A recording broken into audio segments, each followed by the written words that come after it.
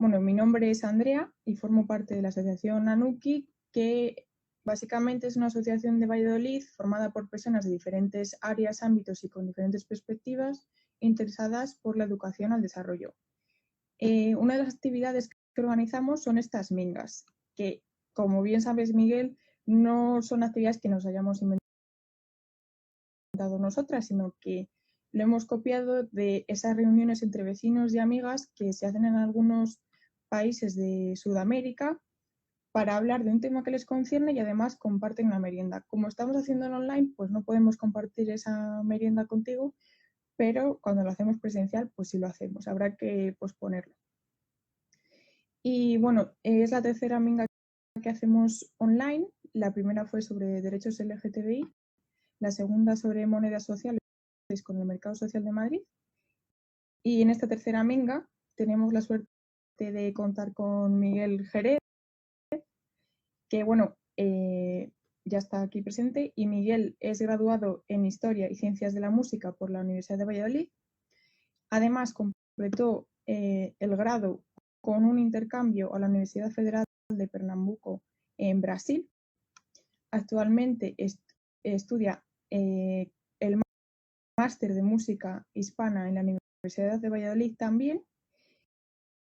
Y entre muchas otras cosas, ha participado desde hace 8 años en diferentes agrupaciones de percusión, por ejemplo, en la banda Os Garotos do Río Pisuerga, me cuesta pronunciarlo, Miguel.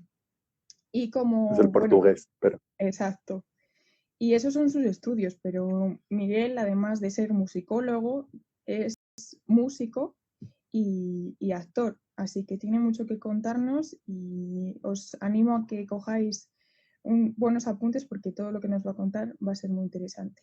Así que, bueno, recordar que la primera media hora va a ser un poco más teórica, en la que Miguel va a explicar la temática de esta minga, que es la música política, la apropiación cultural y más específicamente las batucadas.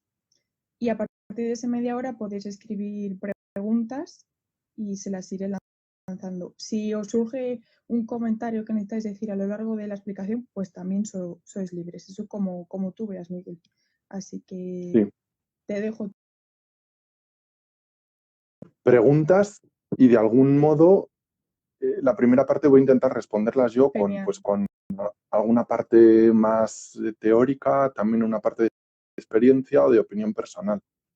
Yo quería empezar también agradeciendo a la asociación Anuki, que fue un descubrimiento para mí, me da mucha pena porque la descubrí este año y la descubrí con el CODES, que es un congreso que hacen de desarrollo.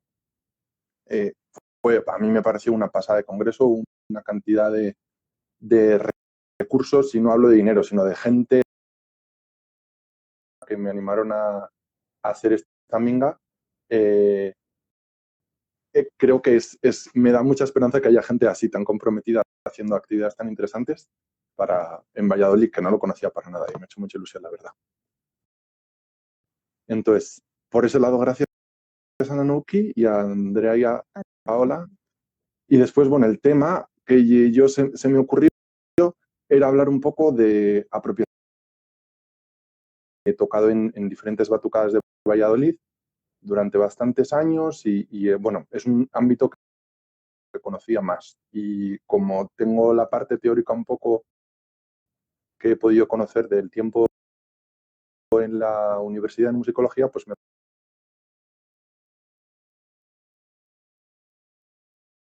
cómo se puede definir, o más que si se puede definir, si existe la música política. La música puede ser política. Es complicado y es que en realidad la música formalmente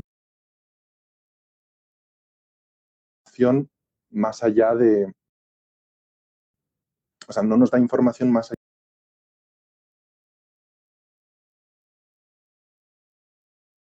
del lenguaje.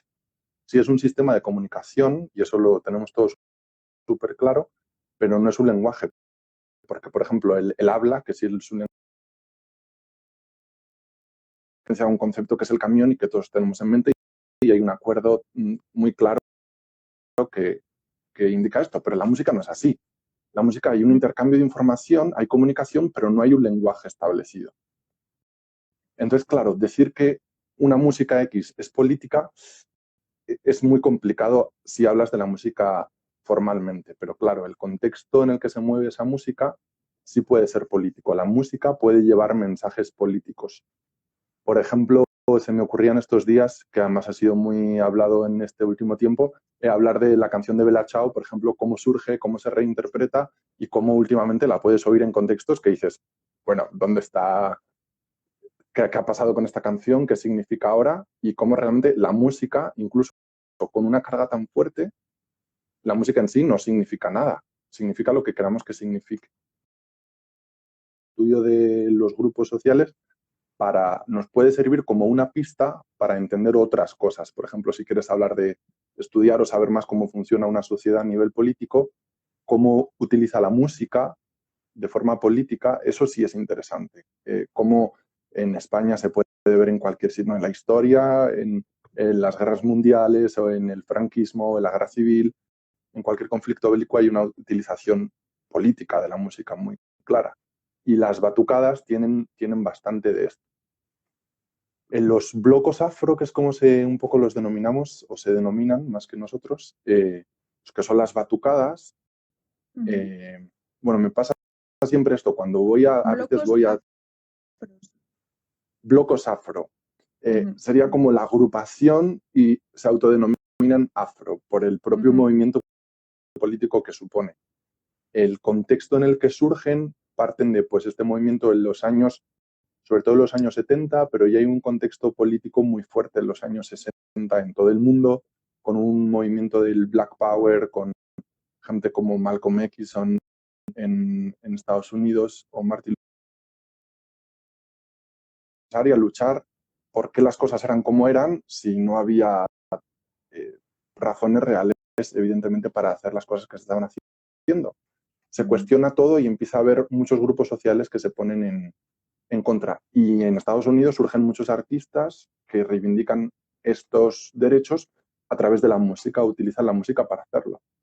Y en Brasil un poco ocurre este reflejo y empieza a haber muchos movimientos sociales. Brasil ya había tenido muchos movimientos sociales que hablaban sobre los derechos de los afrodescendientes desde principios de siglo prácticamente, pero Brasil tiene una característica muy, muy peculiar o muy diferente o exagerada con respecto a otros países.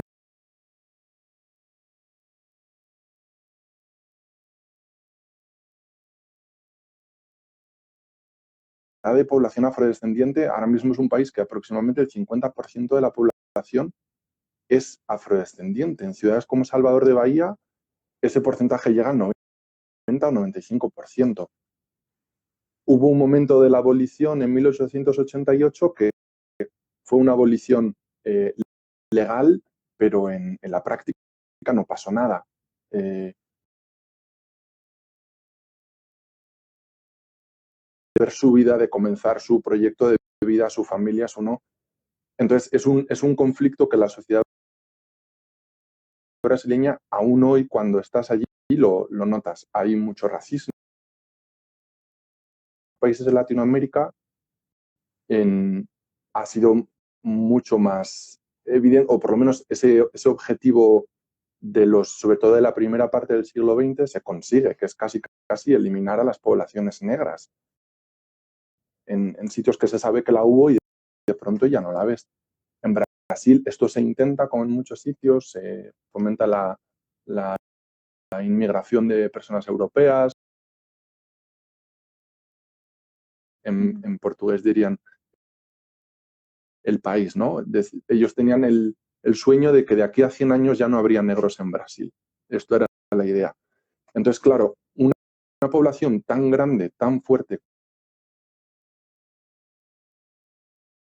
grandes, que mantienen vivas y desarrollaban sus propias tradiciones, su religión, su forma de cocinar, su forma de hacer música también.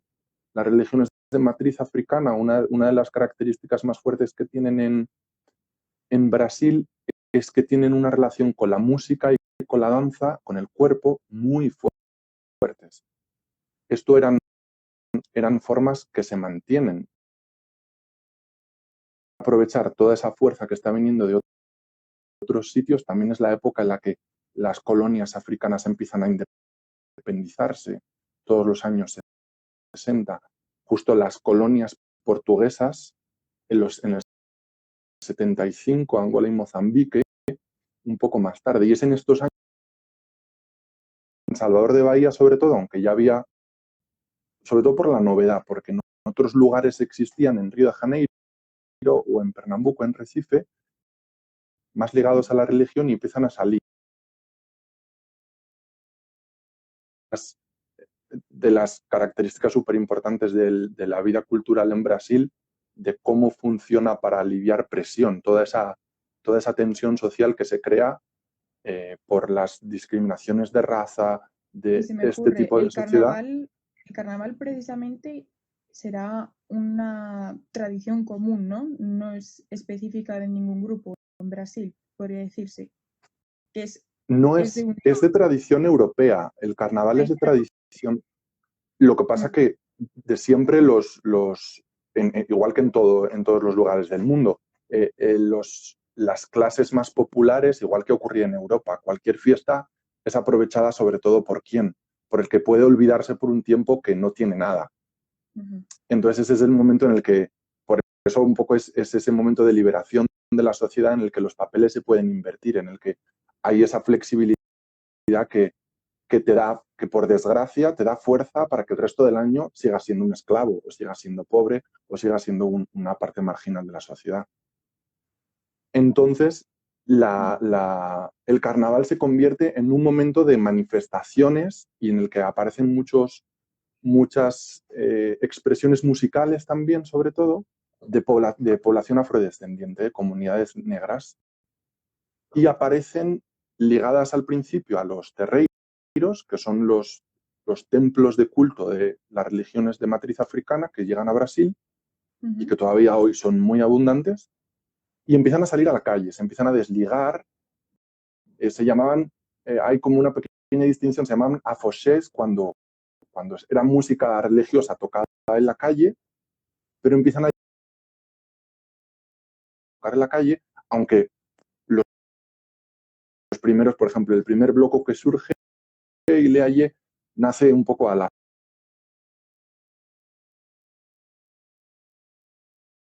Claro, salen a la calle y los ritmos empiezan a ser un poco diferentes, no empiezan a tocar el mismo tipo de música.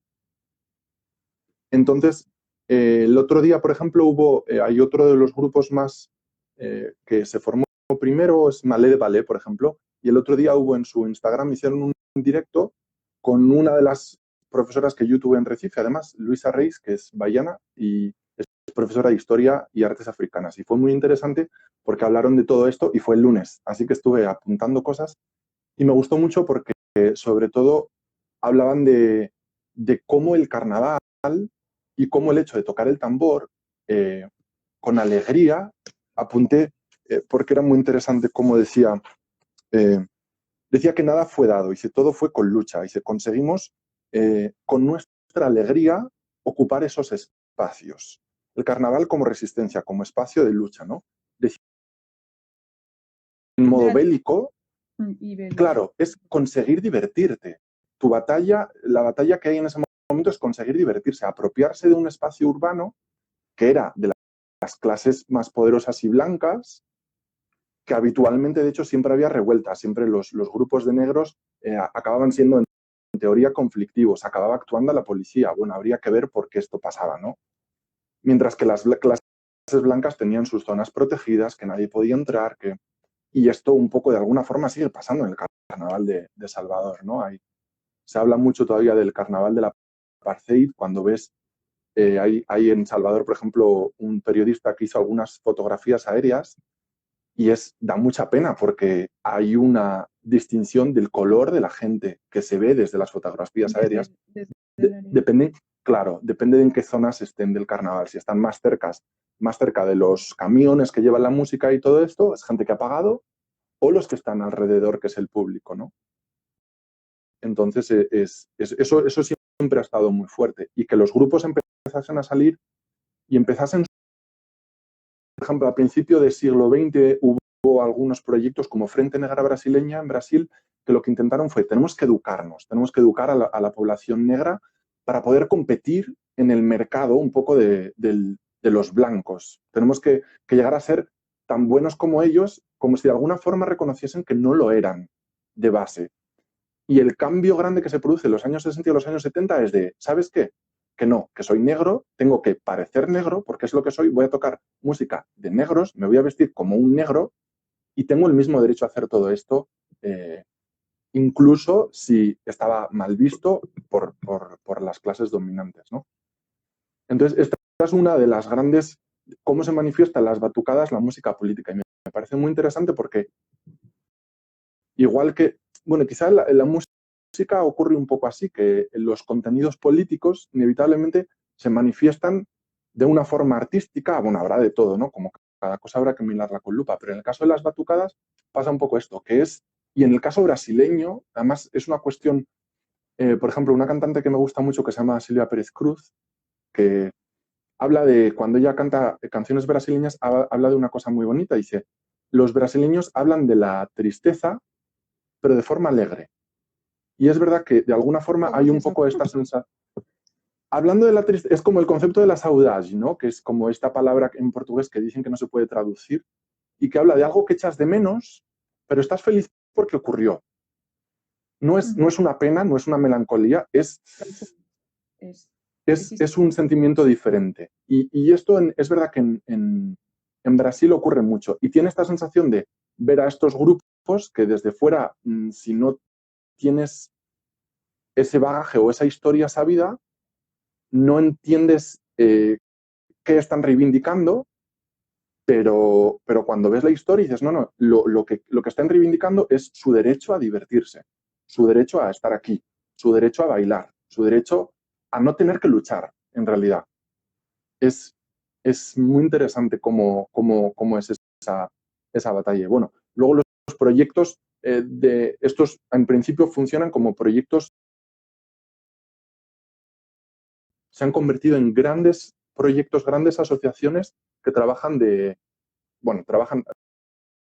crean escuelas, crean cursos de formación, crean un montón de actividades con una temática social muy, muy fuerte.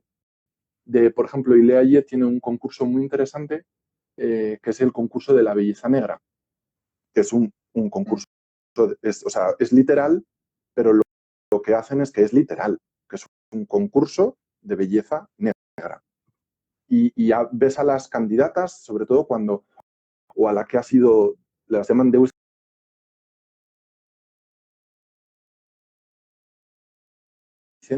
Y el otro día veía una de ellas que lloraba, se emocionaba cuando decía, es que a mí me daba vergüenza, o había cosas de mí que intentaba tapar, o no me ponía ropa muy colorida, o me alisaba el pelo, y de pronto no. De pronto quiero ponerme el pelo afro, hacerme mis trenzas, vestirme para decir, no, soy así, soy diferente y está bien. Y tengo el mismo derecho a expresarlo. Esto es muy interesante y además ahora en Brasil, desde hace ya muchos años, ha habido mucha gente que lo ha estudiado, hay muchos artículos escritos al respecto y es un tema muy, muy interesante y estudiado en Brasil. Y la otra cara un poco de la charla que quería, no tengo ni idea cuánto tiempo llevo. Bueno, vale, vamos por ahí. Sí. Acabo de ver, sí. Vale. Y que era la apropiación cultural, que es un tema que está o que se habla mucho de él, hay muchos casos, es muy fácil referirse, vamos, a oír como gente... No? Claro, pero este es el problema. ¿Qué es apropiación cultural? Una cultura dominante que se apropia de elementos de una cultura en teoría dominada, y he recogido dos características que me han parecido interesantes y que he visto repetidas. Por un lado es que no hay un reconocimiento adecuado y evidentemente se obvia cualquier tipo de pago o compensación, y hay una censura de los elementos fundamentales para la transmisión de la identidad, es decir, que se elimina el significado. Es lo que decimos. Una música como las batucadas, cuando vas allí, ves la historia que tiene, no es un grupo de gente que toca el tambor, ni es una fiesta, ni es un carnaval, ni es una tradición inmensa, está hablando de 500 años de esclavitud, está hablando de cómo está hecho el mundo. Es una cosa muy potente. Entonces, cuando esto se mueve a otro sitio, la crítica que se suele hacer con los procesos de apropiación cultural es que este contenido desaparece Claro, y no se queda pues explica la parte formal. de dónde. Hay muchos casos, hay un vídeo que recomiendo que es muy, muy ilustrativo y da un montón de referencias. Lo tengo por aquí. Sí, que se llama de AJ Plus, se puede buscar en YouTube, que es una asociación latinoamericana y solamente poniendo AJ Plus, o sea, AJ más, apropiación cultural, hace un montón de resumen y sobre todo habla de casos de la moda, pero también de la música. Y, por ejemplo, habla de cómo grandes diseñadores o diseñadoras de moda ven una prenda de ropa tradicional de cualquier pueblo del mundo, se apropian de él, literalmente, lo usan en sus colecciones, que cuestan millonadas, y pasa esto, se elimina el significado de esas prendas, que puede ser que de casualidad han cogido una prenda que al propio pueblo en cuestión le da exactamente igual, pero puede que hayan cogido una prenda, como ha pasado en más de una ocasión, que es icónica, que es un icono cultural de esas personas, que se lo han quitado, lo han reproducido, han ganado, ha habido gente que ha ganado mucho dinero, del que ellos, por supuesto, no han visto nada, y le han quitado el significado, porque se rompe esa sensación. Hay mucha gente o muchos casos en los que estos pueblos han hablado de, bueno, si por lo menos se explicase lo que es, sería diferente. Incluso si ellos no percibiesen dinero, ¿no? O sea, que no es todo en me dan dinero o no me dan dinero, sino que un poco el que ponga las condiciones es esa persona. Pasa un poco la complicación. Luego Pero surgen, por eso, no te preocupes. en el tema de la apropiación cultural, el problema, como todo, es que es muy difícil poner límites. En el momento que dices apropiación cultural y hablas de cultura dominante y cultura dominada, es una delimitación muy vaga, porque yo he visto gente en Brasil que es cultura dominante y yo veo, pues es muy fácil que todos encontremos gente en Occidente, en Europa, en España, en Valladolid, que claramente es cultura dominada y no dominante.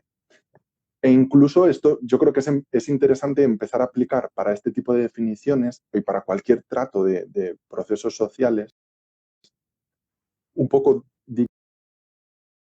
dinámicas o tratar de pensarlos de forma más fluida, que al final es como es. Porque yo mismo no sabría escribirme a una cultura dominada, dominante, sin embargo otros en los que soy cultura dominada. Del mismo modo, hablar de qué elementos de una cultura, la apropiación cultural la hablamos con esto de grupos dominantes, pero la apropiación cultural en teoría también se puede producir entre miembros de una misma sociedad. Como por ejemplo, lo pensaba, esta revalorización que hay actualmente del folk, un poco la crítica fácil sería, Miguel, deja de hacer música brasileña, ponte a hacer música castellana. Entonces voy, me busco mi cencerro mi mortero, perdón, y mi pandero cuadrado y me pongo a ello. Para mí, si nos ponemos en el caso concreto, es mucho más lejano ese tipo de música, por ejemplo, para mí está mucho más lejos que hablar de música brasileña, que la he conocido, que he estado allí, que la entiendo más, que la escucho, que, claro, que la música que me gusta escuchar en cuanto puedo ponerme algo en YouTube o en donde sea, es Ileayé, es como, es lo que me gusta, es que son los negros, que digo, que es lo que me gusta, es lo que entiendo, es lo que... Entonces, ese tipo de limitaciones son muy complicadas a la hora de hablar de apropiación cultural. Entonces, yo creo que es muy interesante tener un poco de relativismo y, ojo, evidentemente, estamos hablando de batucadas y apropiación cultural, parecería que lo primero que estoy haciendo es defenderme. Creo que en absoluto, creo que hay un problema y, por ejemplo, en España hay un desarrollo de, o sea, una cantidad de batucadas dice Paola que si lo haces con respeto y tú conoces de cerca esa cultura, le estás dando visibilidad, pero claro que es complicadísimo. Claro, es es muy complicado porque ¿quién decide cuánto la conoces? Porque esto pasa siempre. Igual hay gente que, o esto mismo, yo he estado en Recife cuando estaba viviendo allí haciendo el intercambio. En Recife no se toca la misma música que en Bahía, es otro tipo de percusión, pero bueno, se organizan en grupos que también salen de forma festiva, también de forma reivindicativa y política. Entonces, por ejemplo, yo me encontré a mucha gente de allí, de toda la vida, de pura sangre, vamos a decir, recifenses de pura sangre, que les dije, pero aquí, ¿dónde se toca maracatú? Y me dijeron, ¿pero qué es el maracatú? Claro, yo no daba crédito. El profesor que tenía de ritmos pernambucanos, a sus alumnos, todo el rato, claro, alumnos de conservatorio de música clásica, les decía, el más pernambucano de toda la clase es Miguel, porque era el que tenía información, bagaje y práctica en los ritmos que él estaba hablando. Entonces, hablar de cultura dominante y cultura dominada o de intruso cultural es muy, muy difícil, yo creo. Y yo creo que en ese sentido, y hago la última referencia y podemos pensar en preguntas. Sí, además, estoy haciendo comentarios que ahora leemos. Vale. Me parece que al final con este tipo de debate, una vez que, a pesar de que parece que el tema de la apropiación cultural intenta velar por los derechos de otras personas, de alguna forma hacer un mundo más justo, creo que hay que vigilar mucho la forma de hacerlo y que hay que intentar eso, ser muy flexible y muy preciso en las cosas que se hacen, informarse. Hay mucha gente que habla de la apropiación cultural y, como estaba diciendo Paola, pone el foco en la intención, o sea, pone la parte importante. Pero tampoco vamos a negar el mundo en el que vivimos y el dinero es importante. Y es lo que decía antes, en España hay una cantidad de batucadas que seguramente si hubiese algún estudio que hablase del dinero que mueven todas esas batucadas, es muchísimo dinero. ¿Es justo que no se perciba nada en el origen? ¿Cuál es el origen exactamente? ¿Los grupos más famosos que conocemos? ¿O a lo mejor hay grupos allí mismo en Salvador que están empezando pero no pueden desarrollar su trabajo porque los grandes están copando el mercado? Ponía algunas preguntas en el Instagram de Nanuki esta semana y hablaba, por ejemplo, sobre si la música de las batucadas está en el mainstream. Y es que evidentemente está en el mainstream. Hay mucha música que escuchamos comercial y no comercial que tiene ritmos que han salido de allí, que han sido, a partir de los 80 y los 90 fue lo que es el samba reggae, la Shem Music, que todos tenemos en la cabeza. Había puesto ejemplos, pero es una locura, no nos va a dar tiempo. Pero eso está. Hay mucha gente que se ha enriquecido mucho con esta cultura y con este género de música. ¿Quién está haciendo bien y mal? Yo creo que son cuestiones de mirar con lupa, y por eso decía que hablar incluso, y me acuerdo mucho de la conferencia de Chimananda Ngozi, que habla de esto, de la importancia de hablar en específico de cada tema. Porque si no lo haces y pones solo una historia, le estás quitando la posibilidad a esa persona de ser más cosas, de decir lo que es, y al final le estás quitando su dignidad de ser. Y yo creo que eso es interesante. Entonces, sea desde y ahora me encantaría que la gente opinase y qué creen sobre las batucadas en España y todo esto. O sea, me parece muy interesante. Bueno, si quieres leo algún comentario, aunque tú también les ves. Vale.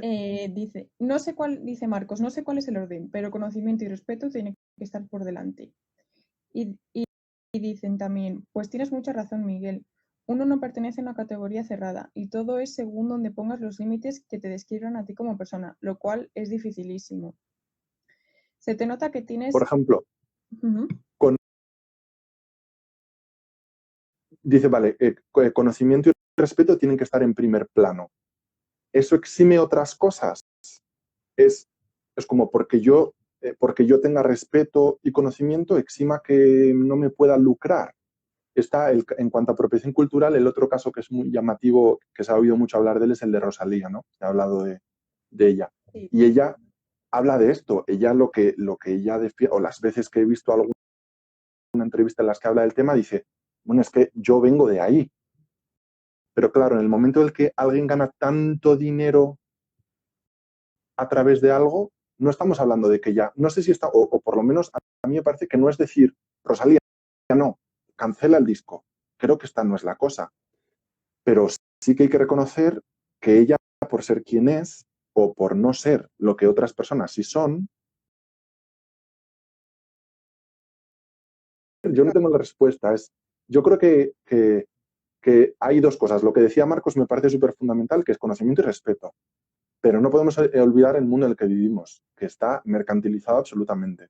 Entonces, no puede ser que en la excusa de el respeto y el conocimiento me esté forrando o esté desarrollando una carrera o una actividad comercial importante. No te estoy diciendo yo qué sé, una persona que teje en su casa y copia modelos que ve en internet de una tribu maya, pues mira, y yo qué sé, pero en cuanto las cosas empiezan a tener gran escala, yo creo que evidentemente el conocimiento y el respeto creo que son la parte fundamental, pero el dinero es importante. También escriben, se te nota, tienes alma de negro, es identificación tan extraordinaria. De nuevo repiten que la base del respeto es el conocimiento de esa cultura y que nunca serás un intruso musical si la has hecho tuya, que eso es lo que hablabas tú de tu experiencia en el intercambio. Claro, pero mi experiencia sigue siendo... Sí, perdón. Pero sigue siendo en el que yo me puedo identificar, pero estoy utilizando una música que reivindica o que ha nacido en un contexto y yo lo estoy haciendo como blanco, español, de clase, no sabría decirlo en qué momento de mi vida seré clase baja, alta o media, ojalá vaya mejor, pero ¿dónde valorarlo? ¿Solo porque me guste mucho no tengo nada más que hacer? Y sobre todo poner el punto del dinero o del beneficio económico en algún sitio. ¿Es importante retribuir a las personas que lo están haciendo? La UNESCO, por ejemplo, sí lo ha intentado muchas veces, hablar de los derechos de propiedad, de los símbolos, patrimonio inmaterial de la humanidad. Inmaterial. El problema del patrimonio inmaterial es que da un reconocimiento a este tipo de cosas, pero no lo protege legalmente. O sea, es una ayuda, pero no. De hecho, puedes tener la ventaja de que la UNESCO te diga, mira, te protejo tu forma de llevar la camiseta. Y dices, muy bien, porque seguramente me den becas, que esto es interesante. Pero esto hace que mi forma de ponerse la camiseta la conozca todo el mundo, la gente se lo quiera quedar, quieran venir a verlo en masa.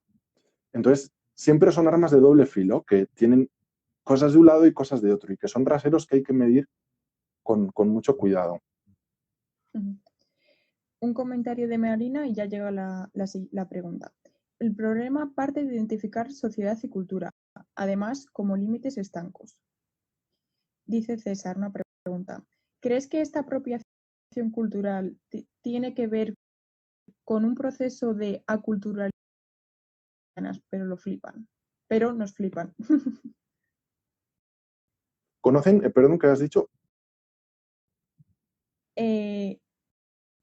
Que no conocen en Valladolid qué son las panaderas castellanas, pero nos flipan. Ah, vale.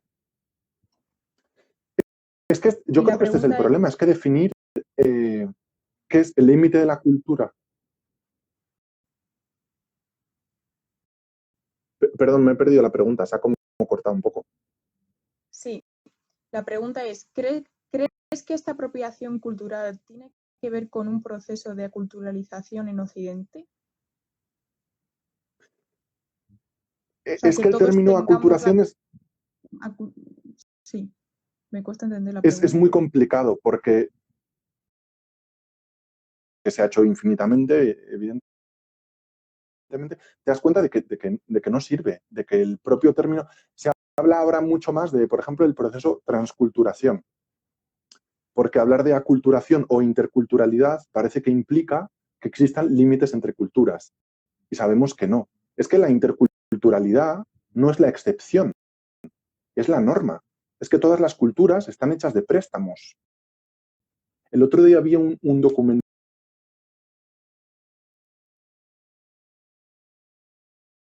que está en Vimeo y me pareció muy interesante, que hablaba sobre las raíces negras del flamenco. Es brutal, pero es que ¿qué tenemos de quién? O están estos vídeos que no sé cuánto de realidad tendrán, que te hacen este código genético y te dicen en qué porcentaje eres de cada sitio. Esto es la sangre, pero a nivel cultural y de comportamiento será muchísimo más. ¿Qué tenemos de quién? Y esto al final te lleva un poco, o por lo menos yo me como un poco la cabeza y me lleva a la parte individual. Yo y mi cultura, ¿de dónde viene? ¿O son todo préstamos de lo que he visto alrededor? ¿Cuál es la cultura? Es que el término, ahí hablamos de autenticidad. ¿Qué es auténtico? ¿Hay algo realmente auténtico que sea intocable, ¿no? Se habla de cuanto más antiguo, más auténtico. Pero es que las tradiciones siempre se han mantenido en cambio, siempre han sido fluidas, nunca se han... Y acaba. ¿Quién entra? Es lo que decía César, ¿no? Las panaderas. Una cosa más castellana que las panaderas no la hay.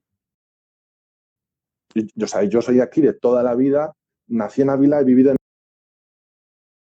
natural o azarosa, vamos a decir, porque al final lo que parece natural es azaroso. Entonces, ¿son mi cultura? No lo sé. Bueno, seguimos leyendo, que hay bastantes preguntas. Dice Paola, me gustaría que dieses más tu opinión sobre las batucadas en España. ¿Hay algunas menos respetuosas, entre comillas, que otras? ¿En qué se diferencian? Paola quiere caña. Sí, sí. Vale.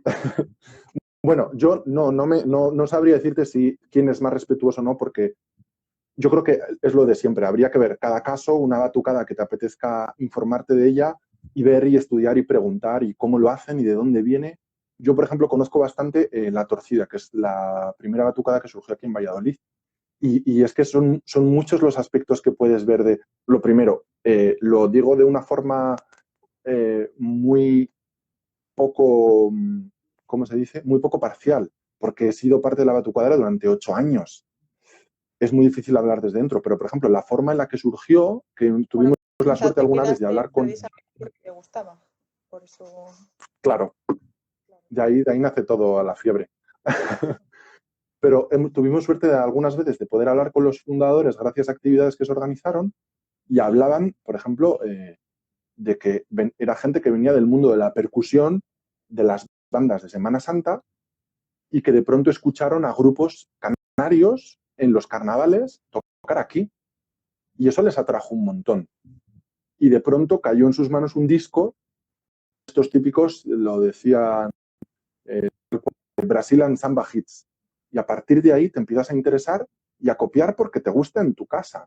La forma de hablar de este tipo de apropiación es que es tan rural que decir que una persona, que además en ese momento era tan joven, que le gustaba la percusión, que vio un grupo canario que tocaba ritmos latinos, que tuvo un disco y que lo empezó a hacer en su casa y con sus colegas porque le apetecía, decir que eso es apropiación cultural es complicado. Ahora bien, que en otro momento de la historia, no sé, pues se podrían hacer otras cosas, podría haber otra forma de hacerlo. Siempre va a haber formas mejores de hacerlo y formas peores. Yo creo que los grupos que conozco, o por ejemplo, voy a hablar de mí más que los grupos que conozco, que me parece mejor y me meto en menos marrones, pero yo, por ejemplo, una cosa que intento, yo, por ejemplo, he tenido momentos de batucada en los que lo he hecho de forma altruista, he tenido momentos de batucada en los que he cobrado, he sido profe cobrando, he hecho talleres para niños, o sea, me he relacionado con ello de muchas formas. Y una cosa, he intentado, de hecho, desde sin contarles de dónde viene. A mí me parece, yo opino esto. La gente tiene que saber de dónde viene esto, la gente tiene que saber que estamos hablando de esclavitud, la gente tiene que saber que estamos hablando de racismo, e incluso la gente tiene que saber que estamos hablando de libertad y de que la música no será un lenguaje, pero comunica muchas cosas. Y la forma de usarla sí puede mandar mensajes muy claros. Y esto, por ejemplo, ahora lanzo un poco, que no se me olvide, batucadas y manifestaciones, que es un tema interesante que me gusta y quería plantear. Me parece que es fundamental plantear esto en cualquier grupo de percusión brasileña, pero vamos, como si se me ocurre a mí el día de mañana empezar a hacer canto mongol difónico y monto una escuela de canto mongol difónico y no tengo ni idea de quiénes son los mongoles, por qué hacen canto difónico, no sé. incluso llegar a plantearme si parte de lo que gano tiene que ir a los mongoles o de alguna forma revertirse en proyectos que les lleguen o de alguna forma revertirse en actividades culturales que potencien o fomenten la música en mi propio contexto, porque a lo mejor yo tengo una batucada y decido destinar el X% de todo lo que ganemos con esto a proyectos de una escuela de música en un barrio desfavorecido de mi propia ciudad, de Valladolid. Puede ser interesante. Y esto que decía antes, por si alguien le apetece... Pero eso sale de ti individual. Claro, yo creo que son temas que están ahí y que es interesante plantearse y que la gente los piense. Eso, pues es una cosa que lo que decíamos. ¿Rosalía tiene que cancelar su disco?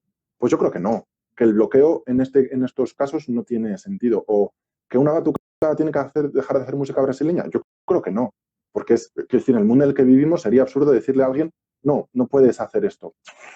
Ahora bien, ¿puedes pararte y pensar cómo lo podrías hacer mejor? Evidentemente que puedes, si quieres. Puede informarse, tanto para el que lo hace como también el que quiere atreverse a juzgarlo. Y para el que consume esa música también, entiendo. Efectivamente. ¿Quieres lanzar la temática que acabas de decir? Sí, aunque estaba viendo el tiempo para que no se nos pase lo de la hora, pero, por ejemplo, batucadas y manifestaciones, que es una cosa que ha estado muy de moda porque, por ejemplo, aquí en Valladolid también está el Bloco Feroz, que son grandes amigas, o, por ejemplo, yo he trabajado también, o trabajo de profe en la batucada de Batucados, que está ligada al Sindicato de Comisiones Obreras. Y ha habido problemas en determinadas manifestaciones para que una batucada saliese y el criterio, porque puede que haya otros criterios que me puedan parecer interesantes, pero el criterio era que la manifestación es una reivindicación, no una fiesta. Entonces, claro, es lo que decíamos. Cuando sabes la historia de lo que es esto, es un argumento que dices, no tiene sentido. No puedes decirle algo. Es una forma que no tiene sentido, ¿no? Igual que el que toca batucada sin tener ni idea de dónde viene es horrible, el que alguien diga, no, tú no puedes batucar, es buen verbo, tú no puedes tocar porque esto es una manifestación y no una fiesta, pues demuestra una desapropiación cultural, no sabría cómo llamarlo, pero vamos, no tener ni idea en este sentido, ¿no? Porque es una cosa que nace para eso y que puede serlo y que puede no serlo, pero depende cómo se haga y las formas, ¿no? Yo creo que los criterios o las críticas podrían ser otras, pero justo decir que no, una fiesta no. Lo poníamos también en una de las preguntas y estuvo bastante empatado, hablar de una batucada que es fiesta y jarana o manifestación. Esa pregunta ha cambiado un poco ese porcentaje por el movimiento feminista, que ha utilizado muchas de esas batucadas y ahora se ve más, creo, Claro. Desde el desconocimiento. Y yo estoy casi seguro, también sin datos fehacientes, que si esto lo hacemos en los entornos del 15M, la gente tiene muy claro que una batucada es reivindicación. Pero ha habido un impasse desde que acabó un poco la onda del 15M hasta el movimiento feminista, en el que las batucadas es verdad que han cubrido un cupo interesante y muy lícito de la sociedad, que eran las fiestas de los pueblos y de las ciudades, que también lo son. Ojo, y es muy divertido y es maravilloso. Y parecía que la batucada solo era eso, y la gente se ha olvidado del trasfondo, quizá los de dentro, pero también los de fuera. Entonces, bueno, yo creo que es un punto interesante. Bueno, vamos a lanzar un par de preguntas más que hayan escrito, que nos queda poquito tiempo. Y esta es la pregunta. ¿Hasta qué punto es lícito tocar por tocar un ritmo que ni tan siquiera sabes de dónde viene? ¿O quién no funciona con cosas más contemporáneas? Esto me lo planteo muchas veces. ¿Dónde está la delgada, imagino, línea? ¿Qué pone? Yo es que creo que no la hay, o sea, no hay línea, es que no hay líneas para nada. Es una escala de grises enorme y yo creo que el criterio de cada uno es el que tiene que imperar. Lo mejor y lo más interesante es que el criterio de cada uno esté lo más formado posible. Yo es que no creo que haya, o sea, nadie puede apropiarse o así, no lo sé, pero es muy difícil decir, no, esto es mío y solo mío y nadie más lo puede usar. Depende qué cosas y en qué contextos puede que esto sea así, si es lo que decíamos si es un icono cultural de un grupo, pues no sé, pero es complicado delimitar o decir, no, esto es solo para esto. Pero a lo mejor sí que puede haber condiciones o formas diferentes de acercarse al uso de otras culturas. Y casi voy a dejar de decirlo de otras culturas porque es muy difícil esto de otra cultura. Lo único es que es interesante informarse, tener en cuenta que no estás ofendiendo a nadie, o por lo menos no a un gran colectivo. Siempre vas a ofender a alguien seguramente con estas cosas, pero cuantos menos sean mejor, y hacerlo con respeto y con la mayor idea posible. Y en el momento, sobre todo, que yo creo que este dato es importante, en el que te estás empezando a lucrar con ello, pues bueno, te puedes seguir haciendo preguntas al respecto sobre... Pero es lo mismo, es que hasta cualquier cosa. Yo monto un bar ahora y me forro. Es que el concepto de bar no es mío. Es que también es una apropiación. Es una cosa que he copiado, pero como lo he copiado, bueno, evidentemente no lo es porque no estamos hablando de una cultura dominante sobre una dominada, ¿no? Que es la gran diferencia. Pero cualquier cosa que cojas o que utilices en el mundo en el que vivimos, yo creo que es que hay mucho margen de mejora, que ahora lo estamos haciendo tan mal que se puede hacer mejor. No se puede hacer perfecto, igual. Claro. Esas líneas son difíciles de dibujar, pero se puede hacer mejor desde luego y desde el conocimiento y el respeto, como se ha repetido tantas veces en esta minga. Yo creo que es interesante pensarlo en eso, lo que dices. Pero yo creo que es súper interesante pensarlo en eso. Es que no tenemos que dejar de pensar en dualidades en todos los contextos. Me acordé un montón de la minga de Pablo cuando hablaba de derechos LGTBI, por ejemplo, que también hay mucho debate sobre el conceptualizar el concepto de LGTBI en cuestiones binarias que se enfrentan o hablar de teoría queer, por ejemplo, que lo trata como un fluido o de una manera más flexible, al menos. Y aquí pasa lo mismo. No podemos hablar de apropiación cultural si decimos cultura dominante, cultura dominada, porque cuando nos ponemos a verlo y analizarlo no existen, sino hablar de una forma fluida. Y lo que tú dices, que siempre podemos cuestionarnos si lo podemos hacer un poquito mejor, al menos. Como quedan 10 minutos, Miguel, ¿quieres que lance otra pregunta o prefieres acabar y decir alguna cosa? No tengo nada para acabar, o sea, puedes decir una pregunta. Vale.